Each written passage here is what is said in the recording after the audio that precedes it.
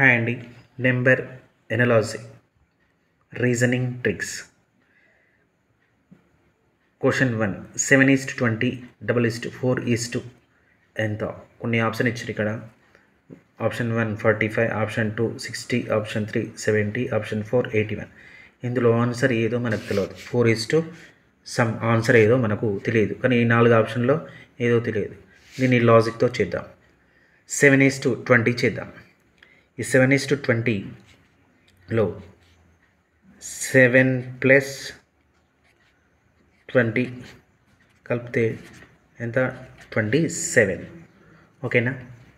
27 వచ్చింది. ఈ 27ని 3 క్యూబ్గా రాసుకోవచ్చు. 3 క్యూబ్గా రాసుకోవచ్చు అంటే 3 క్యూబ్ రాసుకుంటే 27 వస్తుంది. ఎలా అంటే 3 × 3 9, 9 × 3 27 వచ్చింది కదా. అంటే 7 + 20 చేస్తే 27. 27ని 3 క్యూబ్గా రాసుకోవచ్చు. సో ఫస్ట్ని మనము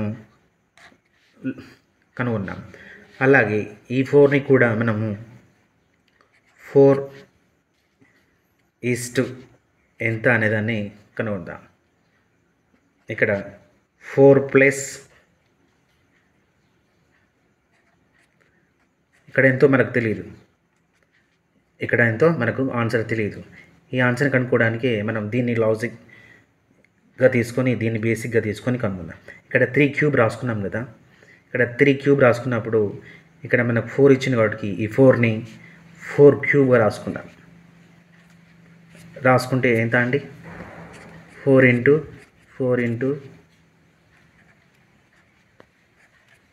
4 అంటే 4 × 4 = 16, 16 × 64 ఎంత? 64. ఓకేనా? 64 వచ్చింది. ఈ 64 అంటే ఇక్కడ మనకు ఈ 64లో 4 తీసేస్తే ఇక్కడ 60 రాసుకుందాం. ఓకేనా?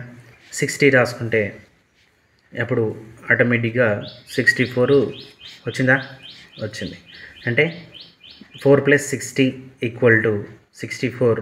ఈ 64ని 4 క్యూబ్గా రాసుకోవచ్చు. అంటే మనకు ఆన్సరు సెకండ్ అనమాట. ఆప్షన్ ఈస్ సెకండ్ అనమాట. ఇక్కడ 7 + 20 చేసుకుంటే 27.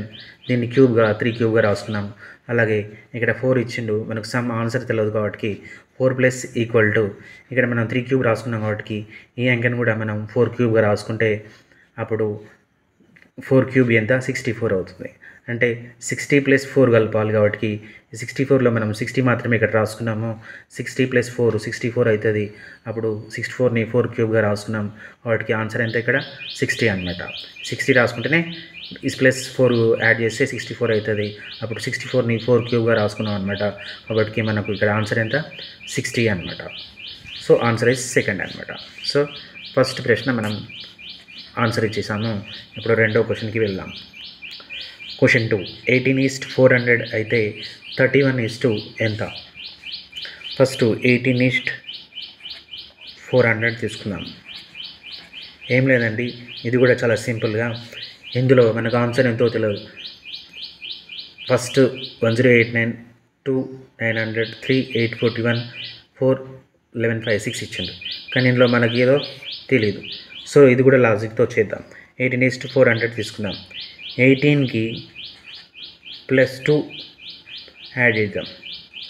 చేస్తే 20 వచ్చింది. ఈ 20ని